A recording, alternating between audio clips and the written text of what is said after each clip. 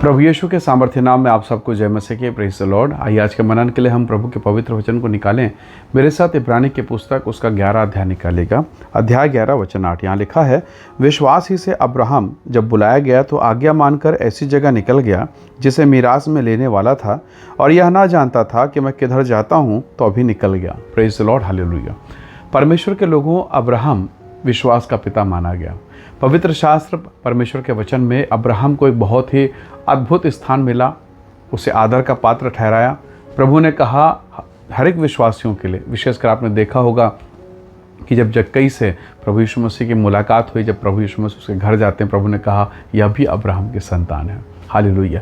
हर एक विश्वासी जो विश्वास में है वह अब्राहम के संतान माने जाते हैं। परमेश्वर के लोगों, अब्राहम के जीवन को देखिए। अब्राहम अगर आप उत्पत्ति की पुस्तक 12 अध्याय निकालें तो आप देखेंगे अब्राहम जहाँ जाता था हर जगह वो वेदी बनाता, प्रार्थना करता, परमेश्वर की आराधना करता और परमेश्वर से पूछता था, प्रभु अब आगे कहाँ जाना है, क्या कर रहा है। हर बार हर जगह यही होता रहा। परमेश्वर के वचन में लिखा है अब्राहम को परमेश्वर ने बताया ही नहीं है, स्पष्ट नहीं किया कि उसकी आखिरी मंजिल कहाँ है, पर वो उसकी अगुवाई करता था। यहाँ जाने के लिए, वहाँ जाने के लिए हर जगह अगुवाई करता रहा। परमेश्वर के वचन में लिखा उसे मालूम नहीं था, पर उसे एक चीज़ ये पता है, मुझे मिरास मिलेगा, मुझे संतान की आशीष मिलेगी। परमेश्वर की प्रतिज्ञा ये निश्चित है। हालेलुया। पर यह कब होगा परमेश्वर उसे नहीं बताया। प्रभु अगर बता देता कि 100 साल के बाद, तो शायद अब्राहम का विचार कुछ और होता। हालेलुया। बहुत बार मेरे साथ और आपके साथ यही होता है। आप प्रार्थना कर रहे हैं और उत्तर नहीं मिल रहा है। कई बार हम प्रार्थनाएं बंद कर देते हैं, और जबकि परमेश्वर हमें उत्तर देने ही वाला है। अब जरा कल्पना कीजिए, एलिया परमेश्वर का महान दास, उसने एक बार गिड़गिड़ा के प्रार्थना किया और आसमान बंद हो गया, यहाँ तक कि ओस नहीं गिर रहा है।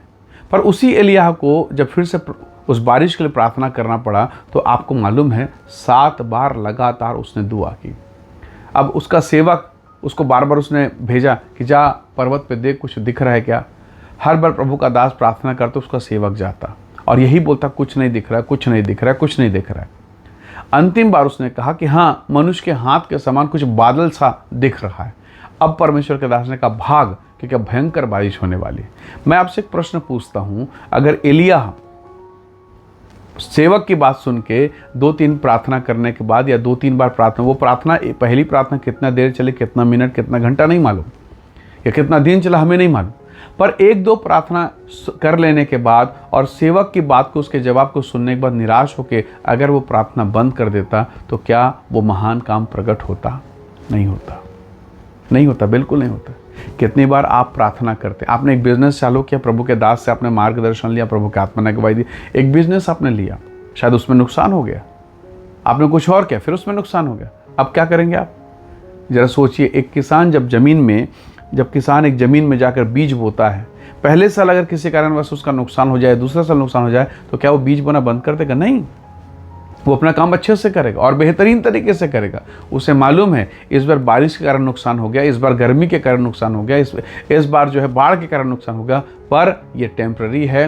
इस ज़मीन से मैं आशीष को पाऊंगा, इस ज़मीन से उत्तम पैदावार होगी, उसे मालूम है। Praise the Lord. आपके आत्मिक जीवन में कई तूफान आएंगे, कई पत्नी को लेकर, बेटा को लेकर, बेटी को लेकर, जिनमें कई उतार चढ़ाव आएंगे, और प्रार्थना बंद मत करना, क्योंकि प्रभु आपको मीरास देगा। परमेश्वर आपको महान काम के लिए इस्तेमाल करेगा।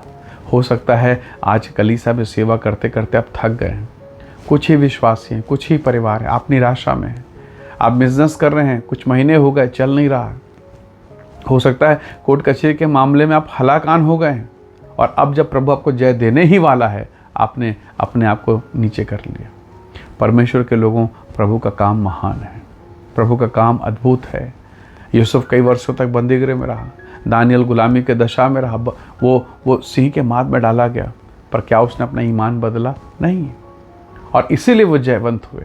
परमेश्वर के वचन में लिखा अब्राहम नहीं जानता था कब मिरास मिलेगा, कहाँ मिलेगा, कैसे मिलेगा, पर फिर भी वो चलता रहा और परमेश्वर के वचन पर बना रहा।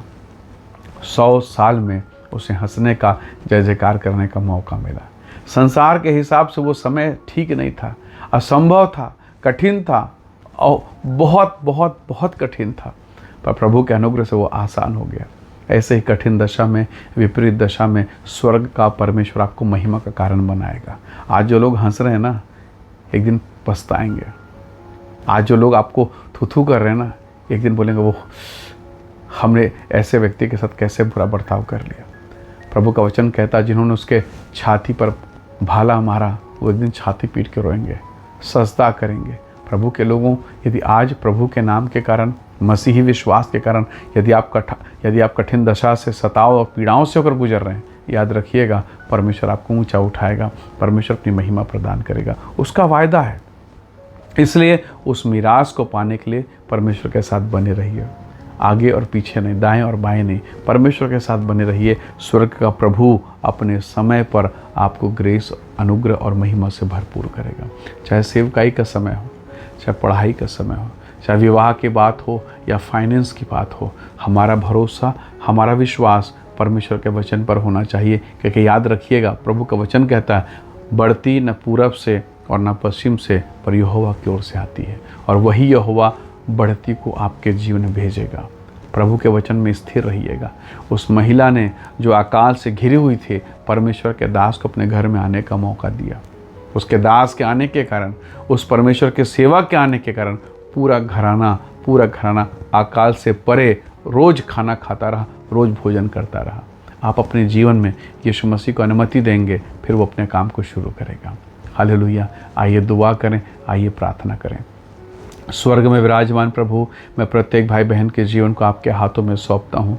इनके जीवन के कड़वाहट, पीड़ा, परेशानी को दूर कर प्रभु, और इनके जिनके हर एक कमी प्रभु यीशु के नाम से दूर होने पाए। परमेश्वर इनके जीवन को नए दाखरस के समान बना, नए अनुग्रह से भरपूर कर दे प्रभु, और जीवन में जो पीड़ा, परेशानी, तकलीफ़ें हैं वो सब तेरे पवित्र नाम से दूर होने पाए। प्रभु धन्यवाद, आपने विनती और प्रार्थनाओं को सुना है। सारी महिमा आपको देते हैं, यीशु के सामर्थी नाम से मांगते हैं, आमीन आमीन।